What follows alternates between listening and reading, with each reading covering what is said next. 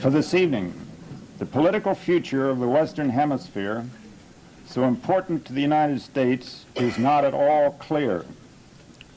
Even the nature of the problem is debatable.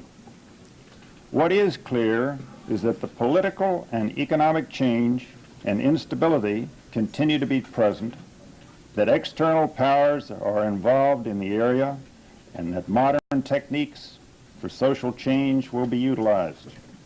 The situation presents an enormously complex intellectual and policy challenge. Mr. Abrams has been referred to, and I quote, as the most visible advocate, end quote, of the Reagan administration's policy response to this challenge.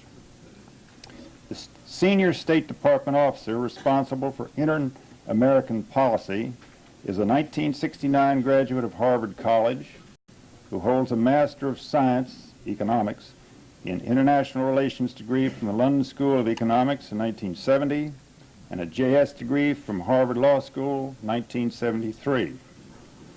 He has practiced law in New York and Washington, and spent 4 years working for the United States Senate as assistant counsel to the Senate Permanent Subcommittee on Investigations, as special counsel to Senator Henry Jackson, special counsel to Senator Daniel P. Moynihan, and Senator Moynihan's Chief of Staff. In the Reagan administration, he has served as Assistant Secretary of State for International Organization Affairs, Assistant Secretary of State for Human Rights and Humanitarian Affairs, and now as Assistant Secretary of State for Inter-American Affairs. We are fortunate and privileged to have with us to discuss this most serious matter of United States policy in Central and South America, the notable Assistant Secretary of State, Mr. Elliot Abrams. Mr. Abrams. Thank you very much. Thank you very much. It's a real pleasure to be here tonight. I actually had not expected quite so many people, and I thank you all for coming. What I'd like to do tonight is to talk about one particular subject in these prepared remarks, and then invite questions on any subject related to the Western Hemisphere, South America, Central America, the Caribbean, or any particular subject. But what I'd like to address is a subject that we tend to think of infrequently, I think, in the context of U.S. policy in this hemisphere, and that is drugs.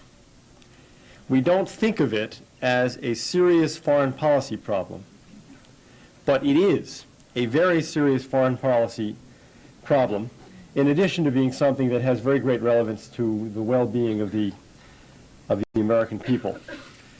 It is an extreme threat to the survival of democracy in a number of countries in Latin America, in addition to being a major health problem to this country.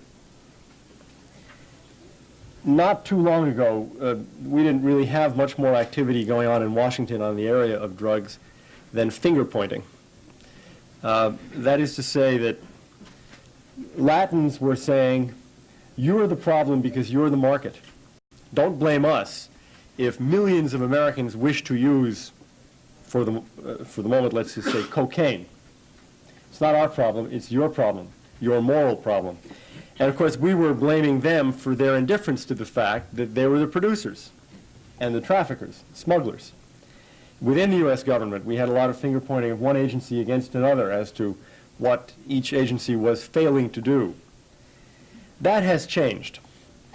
And that is, I guess, by way of starting with good news.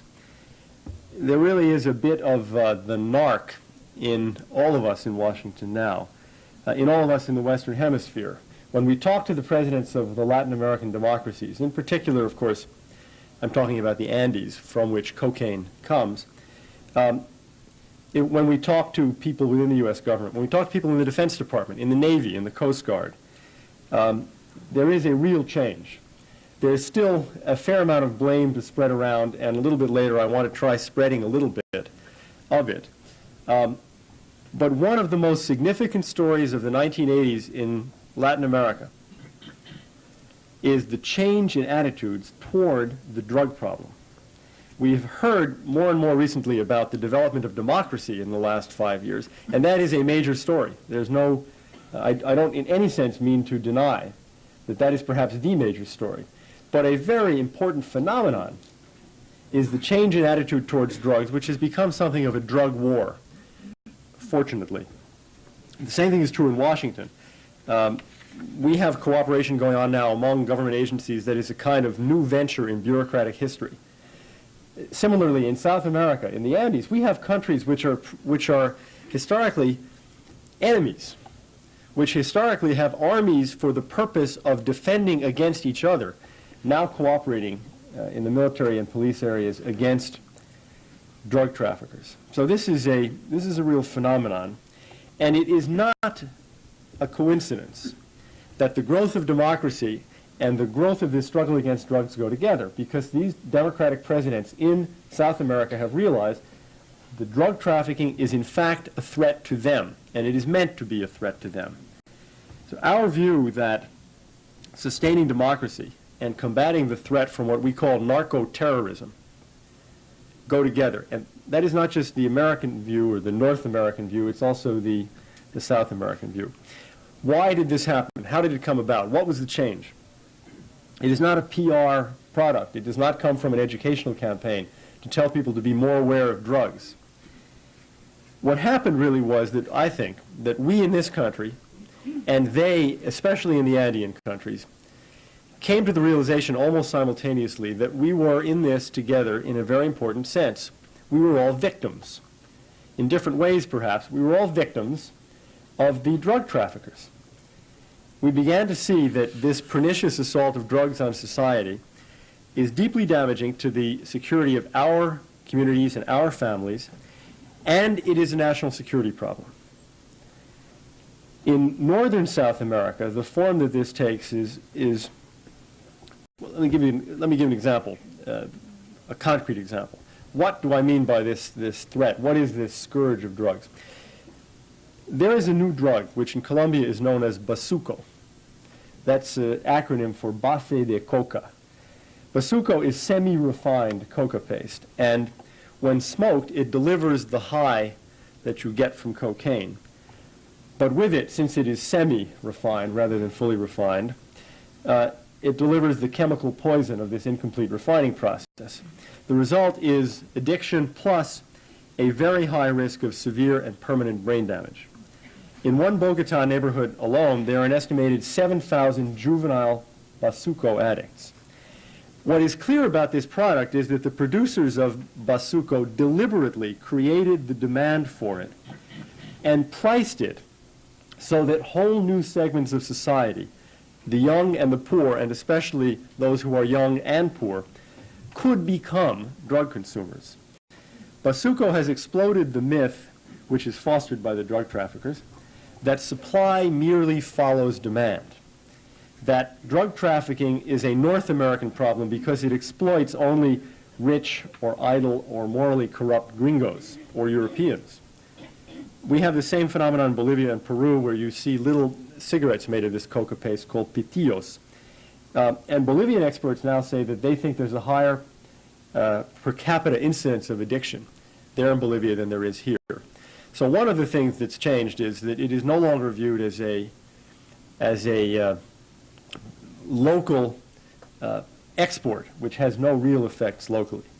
As the frightening fact emerged that large numbers of their children were becoming regular users of this terrible and terrifyingly cheap product, authorities and parents in the Andes understood that their continuing passive acquiescence in a traffic destined to the distant United States, in fact, risked the health of their own societies. They have learned something that we were saying, but they had to learn it the hard way, and that is that drug-producing countries easily become drug-consuming countries. Something of this traffic always stays behind, and the vice does not end up in Miami. Not all of it, anyway. There are some other conclusions over the last few years which are sort of parallel. The economists used to say that, you know, this is all a great benefit to South American countries. After all, they export this product, all the money comes back in, and it's just terrific. It's 10 times what they're getting in foreign aid.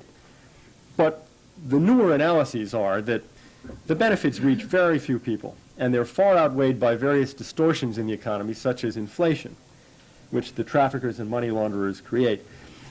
Example, in Bolivia, we have a number of examples of reputable, legitimate businessmen who are finding themselves with their backs to the wall, driven into bankruptcy because of predatory pricing and market competition from new firms backed by narco-dollar capital.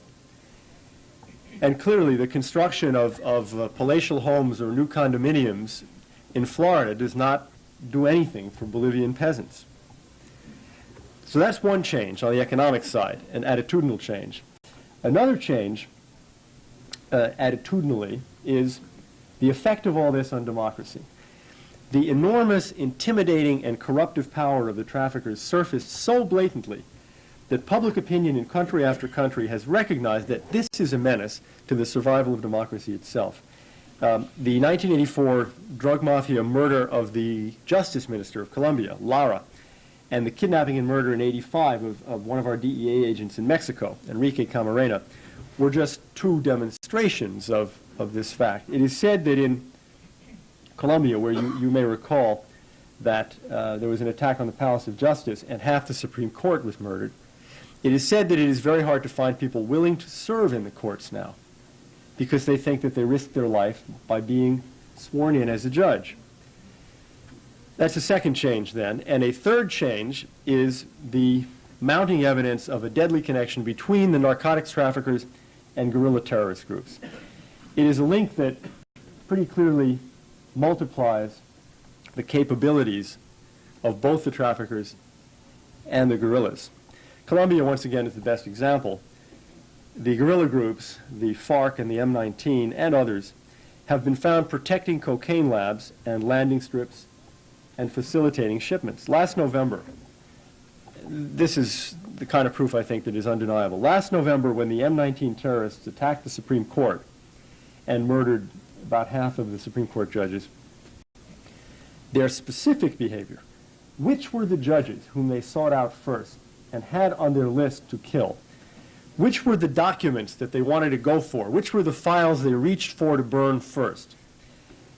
That behavior convinced Colombian authorities that whatever their so-called political goals, the guerrillas were working directly for the narcotics traffickers because they went after the people and the files that were involved in drug cases.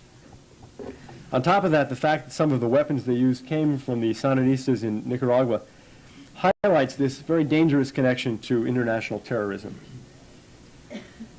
For all these reasons, the changes in attitude and commitment and policy in Latin American countries have been profound. Rivalries and nationalist tensions have not disappeared, but Colombia now works with Peru and with Ecuador and with Venezuela on interdiction. A new regional narcotics telecommunication system will soon be operating to connect the various law enforcement people who, not so long ago, saw each other as potential enemies. We have been undertaking really quite successful aerial spraying of marijuana in Mexico, Panama, Belize, and Colombia. We have undertaken some experiments with aerial spraying of coca bushes, which the Colombian National Police have underway.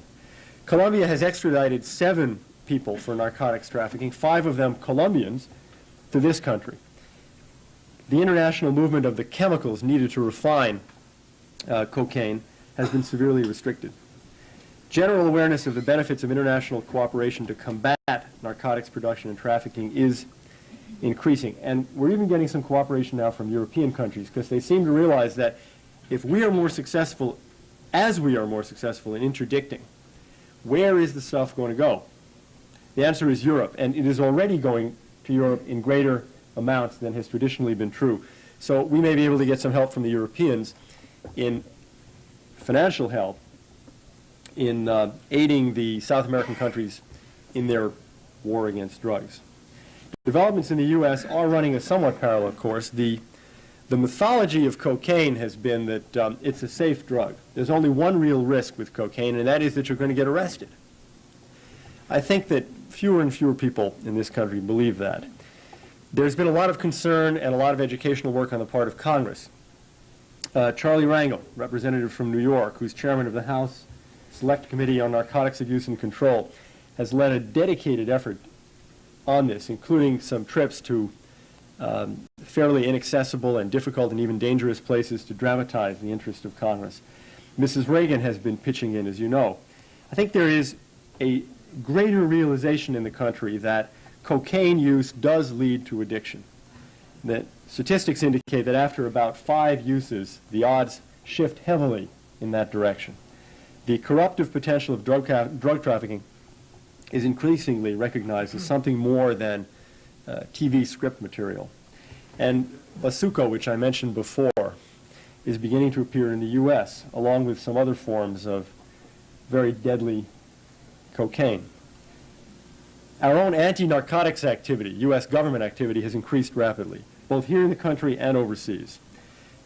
People are accustomed in Washington to telling stories about how the Drug Enforcement Administration and the FBI and the CIA and Customs fight all the time and spend all their energy on bureaucratic fighting, but that is no longer true. They're collaborating as never before.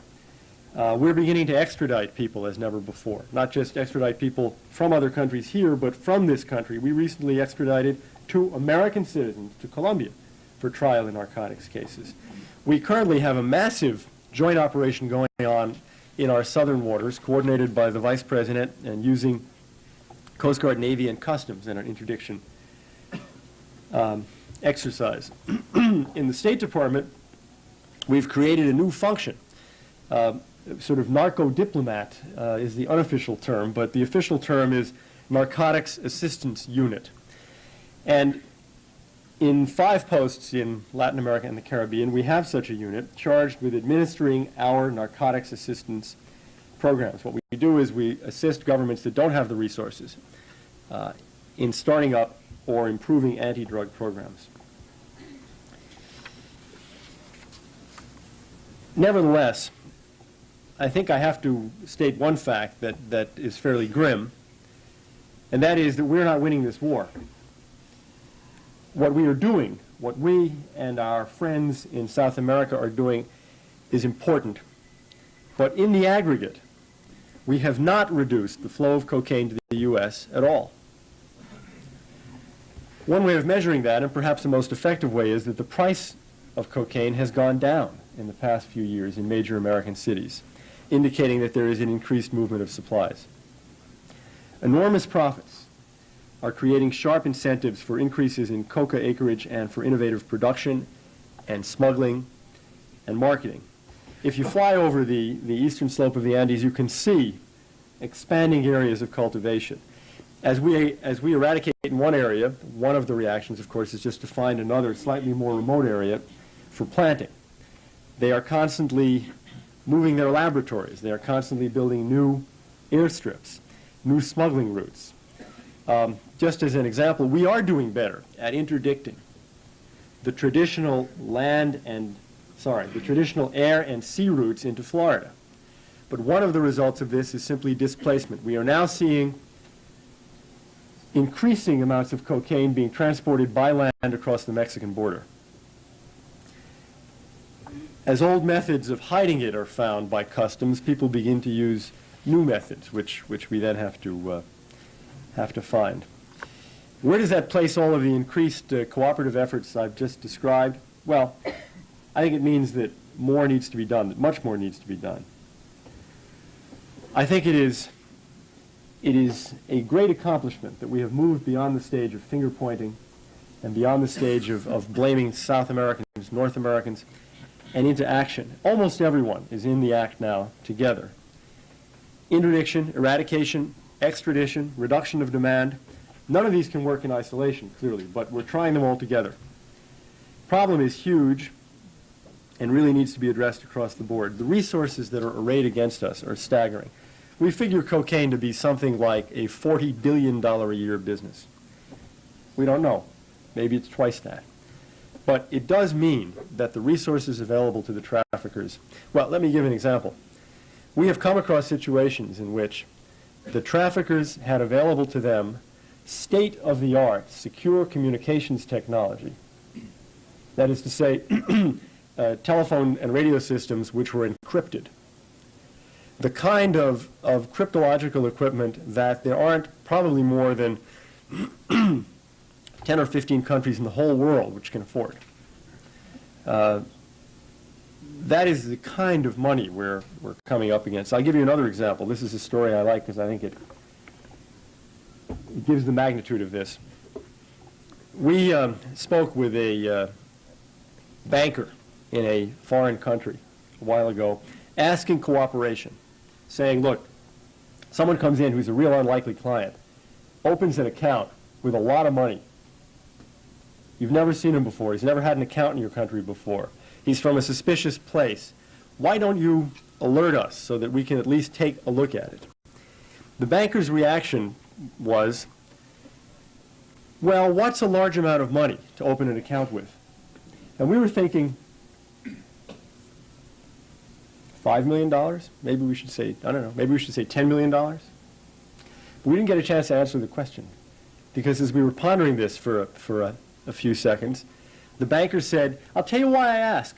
I had a 27-year-old Colombian come in last week, never had an account in our country before, wanted to open an account, and I said, what's your initial deposit, you think? And he said, $70 million.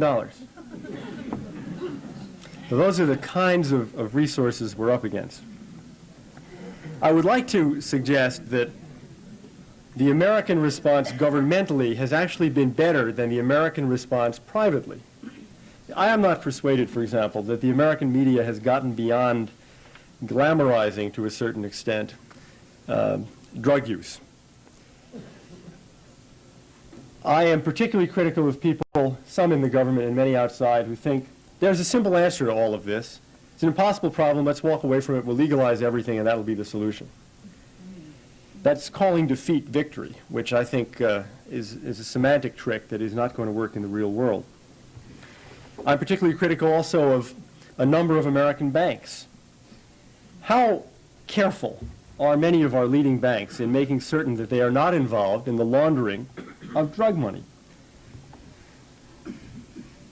I know that a significant number of our major money center banks have been cited and fined by the controller of the currency for failure to report cash transactions over $10,000. Now, the law requires that you report in excess of 10. Some of these can be $50,000 or $100,000. The last list I saw included, for example, 5 of the largest banks in New York City. And I just wonder whether people who turn a blind eye to this kind of activity really wonder what they may be doing to their communities, and in fact, what they may be doing indirectly to their own children. How many of our most prominent media stars, of our most prominent athletes, of our most prominent lawyers, of our most prominent government officials think that a little recreational use of cocaine is still okay? I have to tell you, I think that the uniformed services, the Navy, the Coast Guard, Defense Department, the enforcement agencies like DEA, the State Department too, are really doing their part. And I think that really we should be praising the South American governments in particular, who are really stepping up to the plate on this issue. Here are, in many cases, desperately poor and fragile governments willing to take on rich and powerful drug traffickers. And I wonder whether it is not fair to say that those societies are now responding better to this challenge than our own society. An example is Bolivia. Bolivia is the poorest country in South America, but it has taken the initial steps to reduce the cultivation of cocaine. You know, it's a product with almost sacred dimensions in the history of that country, in the history of the Incas. Example, just after New Year's Day, about 200 members of the anti-narcotic strike force there were surrounded, threatened, menaced by something like 15,000 angry peasants, because the peasants are beginning to feel the effect of the government's cocaine efforts. And there really isn't a very good crop substitute for cocaine for many of them. But the government is taking it on. In Peru, in Ecuador, in Colombia, the governments are taking it on. In less than 6 months in office, the new democratic government of Peru has launched 3 large-scale interdiction operations, seized more than 13 metric tons of coca paste, and destroyed 69 clandestine airports. They've also, President Garcia has had dismissed well over 1,000 police officials on grounds of corruption. Corruption and intimidation remain major problems. But at the very least, most of these governments have stopped insisting that it's our problem, that it's a North American problem, and they're really trying to do something now. I really think that they need some help from us. What kind of help? We need some new tools that have been denied to us by Congress over the past years, and one specific one deserves mentioning. In the aftermath of the Vietnam period, we passed a law called, what is now called Section 660 of the Foreign Assistance Act, and it says no U.S. aid to police forces. It's based on the theory that we teach people torture, that we get involved with these police forces, and if we don't teach them torture, well, we sit there and we watch it, we're somehow involved in it, and it is really a product of, I would say, of another era. We now have, in most of the governments, if you take South America, with the exception of Chile and Paraguay, you've got democracies. We're not talking about giving jet fighters here. Jet fighters don't help you fight cocaine. We're not talking about aircraft carriers. They don't help you fight traffickers either. We're talking about helicopters, for example, or small aircraft, propeller-driven aircraft that can carry 50 troops from one place to another. But we're in the situation now where we can help the military if they're doing the anti-drug work. We can't help the police. If the police force is the most honest and most effective law enforcement or security agency in that country, that's too bad, because we can't help them. It's time to get beyond that particular hurdle and help the people who are helping those countries, their elected presidents, and indirectly us, most of all. That is what these elected presidents want us to do. They're the ones who are asking for the aid, and we ought to be prepared to give it to them. They want to move their own security forces out of thinking about neighboring countries and military competition with them and mirage fighters and into this kind of work, and we ought to be willing to help them. I don't even know if it means spending a lot more money. It may mean spending money in different ways. We only do spend about $100 million on the drug issue overseas, which I think when you look at the overall federal budget, not all that much. I think that recent history, the last few years of this effort, really does justify more from us as a government and as a people. The statistics and the experiences of what drug abuse is doing to a generation and more of Americans and Brazilians and Colombians and Jamaicans and others really demands that we do more, and that whatever degree of indifference or uninterest remains must be overcome. It is hard to think of many priorities for the U.S. government that should be higher than this one, both because of its foreign policy impact on the survival of democracy in South America and because of its impact here in this country. This is not just a health problem. It is not just a foreign aid problem. It is not just a police problem. It is, I think, a moral challenge and a national security matter. It threatens democracy in our hemisphere, and it threatens our own children in our homes and in our communities. Let us treat it with the seriousness that it deserves. Thank you.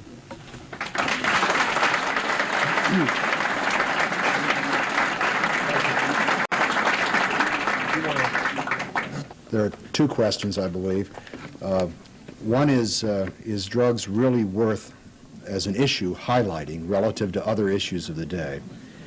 And secondly, is it inconsistent for the President to challenge the regime in Nicaragua when tolerating under the guise of a two-party system something else in the Philippines? Well, I would disagree with you on the, to take first the question of the importance of this as an issue. We have a tendency, I think, to drift from issue to issue, depending on what's hot in the press. mostly in the press, to some degree in Congress, and there's no question that Central America is heating up as an issue. But I think that it is a mistake, therefore, to overlook a problem such as drugs. Why did I use this as a subject in Baltimore? Well, I've used it recently as a subject in other places as well. I do not mean to imply that Baltimore is a haven for drug trafficking and drug use, but I do mean to say that it is a mistake to forget that there is more than one issue in the Western Hemisphere. There are several very important issues in the Western Hemisphere, and this is one of them. So I have no apologies to make for choosing this issue. I would bet that most people in this room have thought more about Central America than about cocaine, and that's a good reason for me to talk about cocaine. Now, the second question,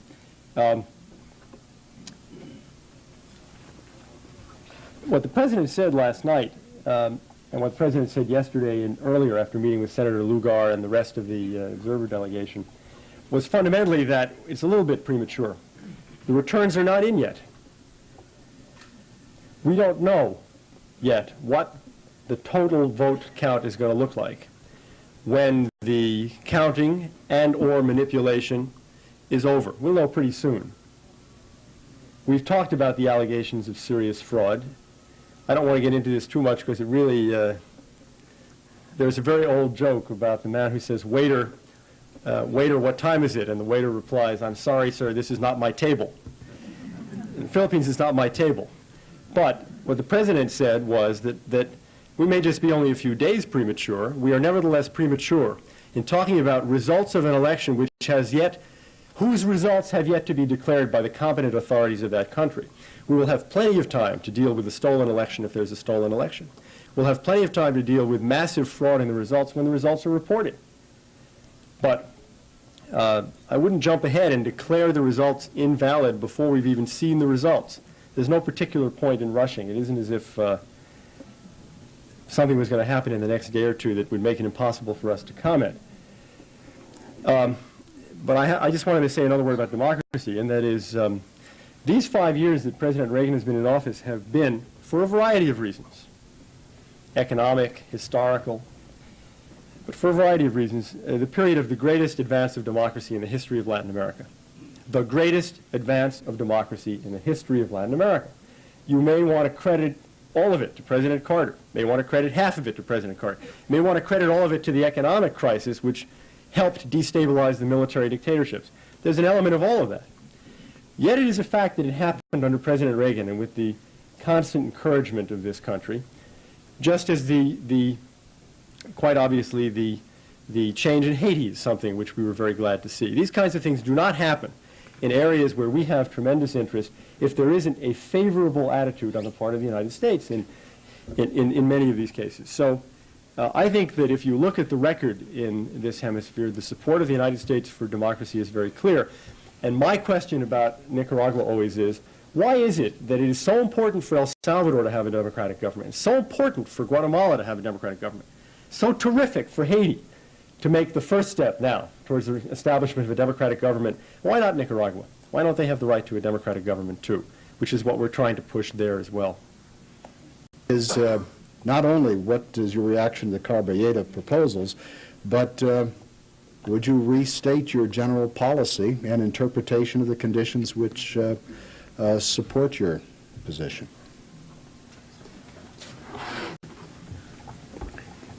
The policy of the United States is to support the Catadora process and the Carballeda document which comes out of it. Our problem is a very simple one. You talked about getting off people's backs. We're not on anybody's back except the Nicaraguans. We're on their backs, as you know, with an economic embargo and diplomatic pressure, as heavy as we can make it. Who's on whose back? The FMLN, the Salvadoran guerrillas, are headquartered in Managua, and they get a lot of material assistance out of Managua. That's called subversion. It's against international law. Under international law, it's aggression. Nicaragua is training roughly 500, it might be slightly more, Costa Rican communists. Costa Rica is a terrific democracy. Training 500 or more Costa Rican communist guerrillas for what ultimate purpose in Costa Rica? Training Honduran guerrillas. Arming the M19 murderers who did that Palace of Justice takeover in Colombia. Training, we believe, the AVC guerrillas in Ecuador. Serving as a kind of rest and recreation spot for people ranging from Libyans to the PLO to the Italian Red Brigades to the Japanese Red Army. They're all found there. We ought to be on their back because that kind of thing should stop. They are going to have to let their neighbors alone. The security threat to Honduras, El Salvador, Costa Rica, and Guatemala is Nicaragua.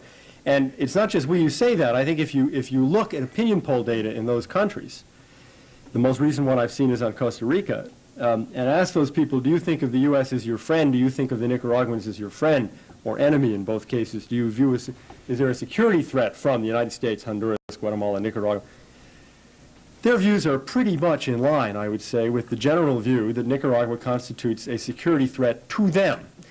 And they are not going to be able to face that threat alone, because with the Cuban and Soviet help that the Sandinistas are getting, they're pretty strong now by Central American standards. Why don't we negotiate a solution to all this? It's our view that, first of all, any negotiation we have ought to be a real one. That is not a sort of fake negotiation to paper anything over. We want a treaty that's for real, that's verifiable, that's going to stand up, and more than 6 months. Okay. What do you need to have that happen? We think that you need some kind of internal change in Nicaragua. Right now you have a very repressive government.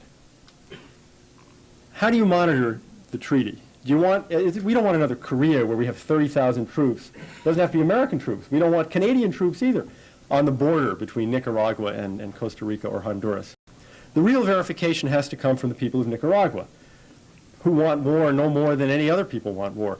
Verification through free speech and free press and free political parties, which can insist that their government not engage in those kinds of activities. So that's just pluralism, power sharing, free elections, democracy. The Sandinistas don't want that, in our view. And they don't want it for reasons of principle. I think it's wrong to think of them, as some people who are critical of them do, as thugs. They're not thugs. They are principled. The problem is that their principles tend to be Leninist principles. They are the revolutionary vanguard, which represents the proletariat, which represents history, which has a responsibility to liberate the masses in the surrounding countries. You know, you don't have to believe me. I mean, this comes out of their speeches. They describe themselves as Leninists. The kind of language, revolutionary vanguard and so forth, is their language. They don't believe in free speech. They don't believe in free press. They've proved that plenty of times. They don't believe in freedom of religion. So how do you get them to concede those points? How do you get them to compromise? How do you get them to allow a free press and free speech and free elections and all of that? Well, our answer, I'm sorry to say, because I wish we could have a different policy. Our answer is, in a word, pressure. It won't be given to us for free. They don't believe in it, so they won't do it out of conviction. Their conviction is to do otherwise. To force them to do it, then, you're going to have to pressure them. And that is what we're doing. That's what we're doing now. We're trying to force them to come to a compromise and negotiate an agreement which will guarantee peace in Central America, or which we hope will guarantee peace in Central America. Because left to their own devices, what do? Twice they were left to their own devices. When President Carter was president, they came in July '79. So they had about a year and a half under President Carter, under which we were the largest aid donor in the world to Nicaragua. We've tried the carrot. And what did they do? That was the period in which Mrs. Chamorro, the widow, and Arturo Cruz left the government because of its repressive and communist nature, they said. That was the period when they began to censor La Prensa. That was the period when they started their link with Cuba and the Soviets. That was the period when they started voting with the Soviets in the UN. That was the period when they rejected Peace Corps volunteers because they wanted Cubans instead, only Cubans instead, when President Carter was giving them the hand of friendship and more aid than any other country was giving them. Then there was a period when we gave assistance to the opposition, and it was cut off by Congress for about 13 months. What happened in the 13 months? Did they negotiate anything with their neighbors? Did they stop? Did they kick the FMLN out of Nicaragua and back to El Salvador? Did they stop inviting terrorists in Managua? No, no, no, and no. There was their great chance. People say, why don't you give it a chance? Why don't you stop the Contras and maybe the... We have done that twice.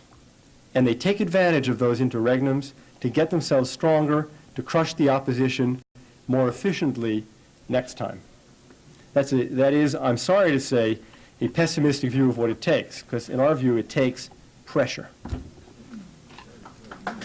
Would you indicate what your priorities are with respect to various issues in the area by indicating the resources which you give to each? It's a hard question to answer. For example, you do have crises that arise. We spent the last week or 10 days on Haiti, almost to the exclusion of anything else. So that was it wasn't the priority, it was it for about a week. The reason that it's hard to do that is because there are issues where other agencies essentially take the lead. For example, on Latin American debt, Treasury is basically the lead agency. It's not to say that we don't spend a lot of time on it. It happens that both Secretary Schultz, as a former Secretary of the Treasury, and Deputy Secretary John Whitehead, as a former investment banker, know a lot about this issue and spend a lot of time on it. But still, the lead agency is Treasury. And the people who handle international finance there are just about consumed at the moment with this question of debt, and Mexico in particular. I think, though, an honest answer to your question would be that we spend too much time on Central America. You comment on the possibility of alternative means of dealing with the former dictator of Haiti. I call this the alternative forms of exfiltration question. It's a good question. But the way things happened, we made the right decision, I think. Because the way things happened, violence was increasing. And it seemed to us that Duvalier was being... Two sets of people were advising Duvalier. One set was advising him, it's over. Get out now. Another set of advisors was advising him, stay and fight. Your father would have stayed and to fight, and did, in fact, on several occasions. Be the man he was, stick with it, and crush this opposition. And we thought that there was a very real possibility that he might try to do that. We did not think he would succeed, but we felt that he might try. And for whatever period he tried in, whether a week, a month, 6 months, a lot of people were going to die, and a tremendous amount of blood was going to be shed. Therefore, when Duvalier agreed to leave fast, providing that the French would take him and that we would get him out, we and the French immediately accepted. I mean, not immediately in the sense that the ambassador accepted on the spot, but the question was raised here with the secretary.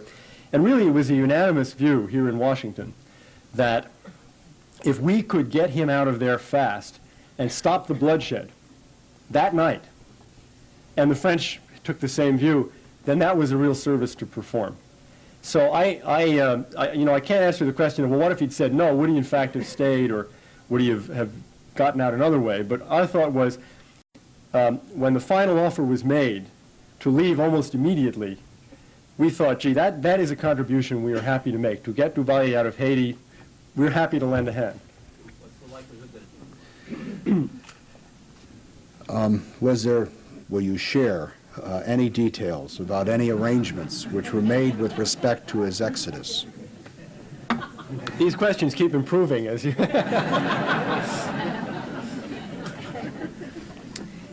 I cannot tell you, as an absolute statement of fact, whether there were any secret deals made between Duvalier and any Haitians. I can tell you that we know of none, and that certainly the United States government was involved in none. Our agreement was to get him out and deposit him in France, and that is what we did, and that was the end of that. And our attention is now dedicated to helping the new government get itself set up.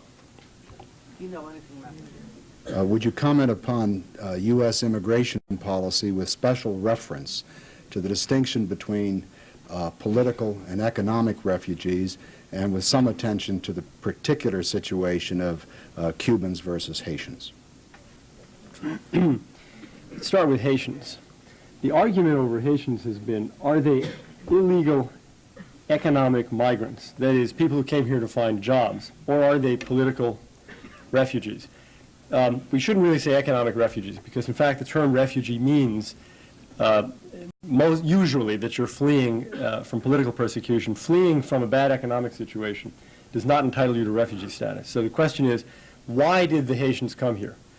Well, first, no answer can be given for all Haitians. We have to do a case-by-case analysis. A couple of years ago, maybe 3 years ago, a federal court in Florida ruled against the Immigration Service on exactly those grounds. They said, you are not listening to what they're saying. You're just saying Haitian out. So that was a procedural ruling, which was correct. Now that the new procedures are in effect, okay, you have to say, well, why is this man or woman here?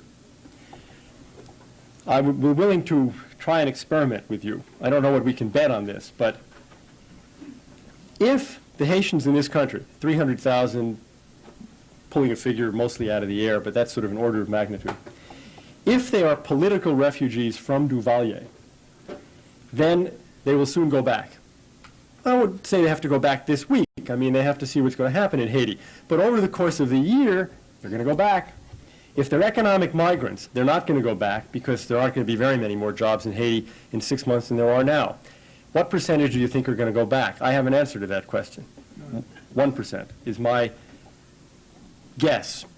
Because as we have talked to the Haitians, and under this new court ruling, as they have been interviewed by the INS and taken cases to court,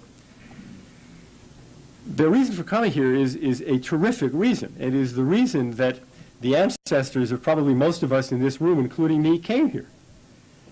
But the law has changed, and the law now says that you can't come here illegally just looking for work. The law says that you can come here illegally and stay if you're a real, genuine political refugee. What we need to do, I think, to solve the problem of Haiti is begin to work with the new government on a really decent economic development program, which isn't going to solve anything this year. But in the course of 5 years, it might begin to reduce the number of Haitians who leave Haiti just to find work. I would analogize Haiti more to Mexico, personally. That is, that most of the people who come here are here because you can find a job, and you can't find a job back home. Why the Cubans get treated differently. Marielle, you should really ask me why the Salvadorans or Nicaraguans get treated differently or something like that, because Marielle was different. Marielle was special. I will not take this opportunity to say Marielle was President Carter too. So, because I don't know how this administration would have handled it differently. You had a massive inflow of people in a very short period of time. And I suspect, personally, that we would have handled it exactly the same way. But that was a one-shot situation. That is, in one very, very telescope period of time, bam, out came 100,000 people. What is the reason for detaining Haitians? There's a worse case. Do you know we detain Afghans? And we get letters from people saying, how is it possible that President Reagan makes the speeches he makes about Afghanistan and you detain Afghans? Well, first of all, the Afghans, I should say, are coming from Pakistan and India and other countries that they can go back to, not Afghanistan. But the real reason is this. How do you deter illegal immigration to the United States? How do you? Everybody knows that if you come here, you can get a job. I mean, the unemployment rate is pretty low among illegal aliens who have to work to eat. So how do you deter people? Well, one of the ways that we deter them is that we incarcerate them. They don't go to jail. I mean, they don't go to, Leavenworth or Sing Sing or something. They go to INS detention centers, which are better. I mean, they don't have cells and things like that, but it's pretty crummy. It's a pretty crummy way to spend what may be 3 or 6 or 9 or 12 or 15 months, and it is a deterrent. It's a terrible situation. But I must say, having looked at this for a while, I don't know what the alternatives are. to try and discourage even more illegal immigration than we have now. One alternative, which I personally hope we get to, is the Simpson-Mazzoli bill, which will use employer sanctions to try to discourage employers from hiring illegal aliens, because then if the word gets out, say in Haiti or Mexico, it may not be worth the expense of going because you may not get a job. That will have a tremendous disincentive effect. And that's a much better and more humane system than the current one. But Congress won't pass that. Would you comment upon the ability of the Peruvian government to sustain itself? It's a timely question because the Prime Minister and Foreign Minister of Peru are here today and met with the Vice President and Secretary Baker and Secretary Schultz and Deputy Secretary Whitehead and some others of us. They are in a very tough situation. They have one of the most incredible guerrilla groups, as you know, the Sendero Luminoso, a sort of mad guerrilla group, doing a lot of damage. I mean, every once in a while, for example, there's a blackout in Lima because they've hit a pylon or something. That is a huge challenge to the government. Second challenge is drugs. Again, corruption and all that means, drug money, links between the guerrillas and the traffickers, and the economic situation, debt, which is a tremendous burden.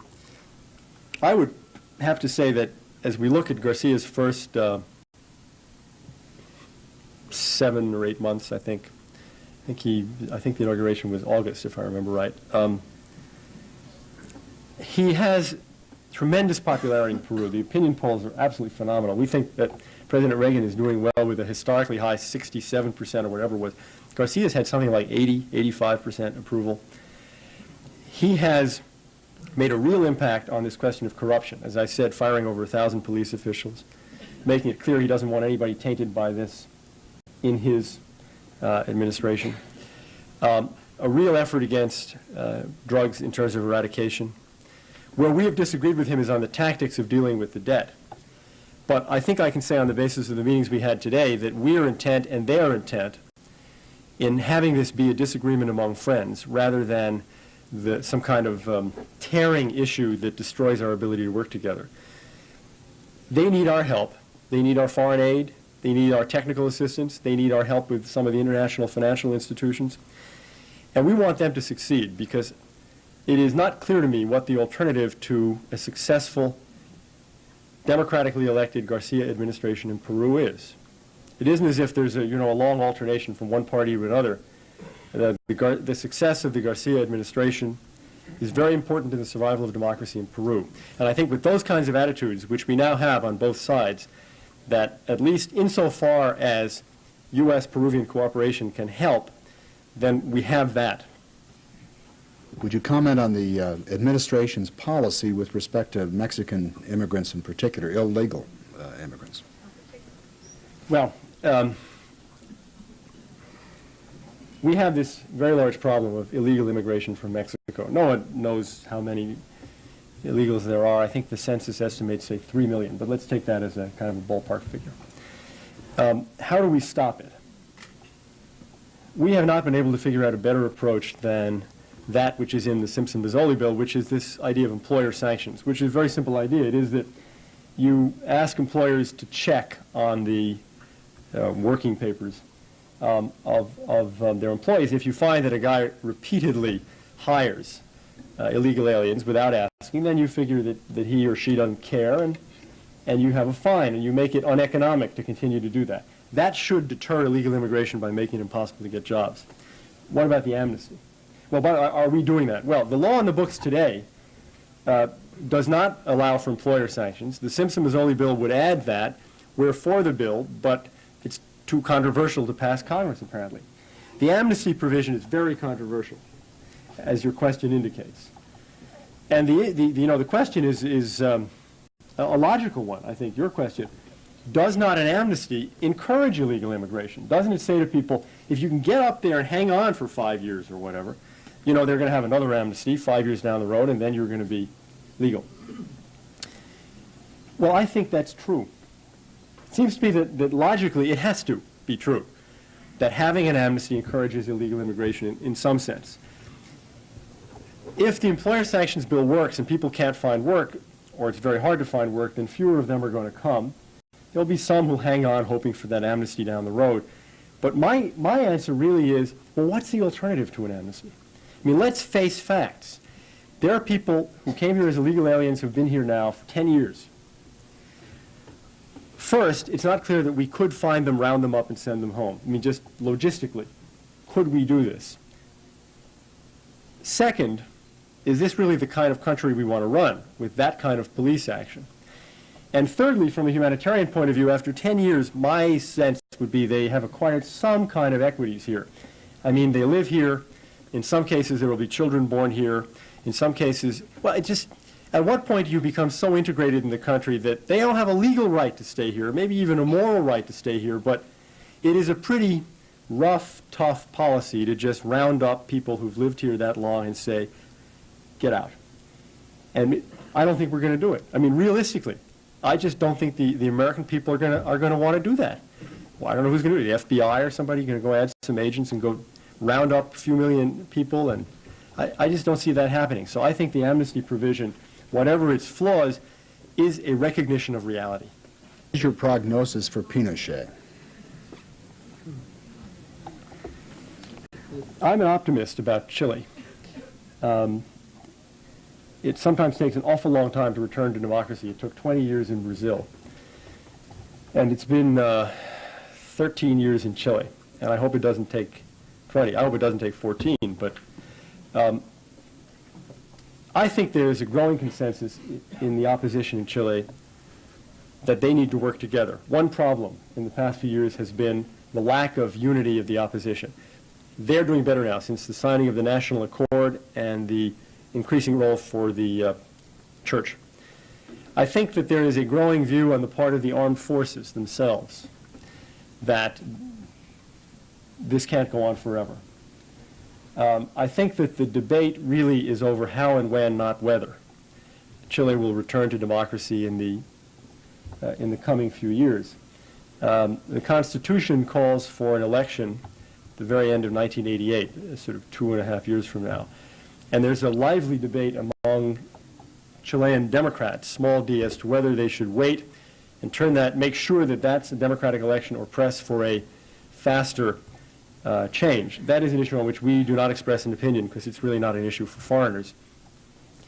But I think that the consensus is growing so large in Chile that it is time to end the dictatorship, that it's going to happen. It may take a year, may take 2, may take 3, but it is going to happen in that kind of short time period. And one of the reasons it's going to happen is this tremendous democratic wave in Latin America. They're just isolated. Again, South America, you've really got Stroessner and Pinochet. The Duvalier is gone. The number, which was once enormous, is now being decreased, and Chileans know it. Even the Chilean military knows it. They look carefully at something like Argentina. You know, they're afraid of trials. That certainly has an impact on the attitude of the Chilean military. And that probably makes things more difficult. But as we look at the overall picture, I won't answer your question directly. I'll say the prognosis for democracy is very good.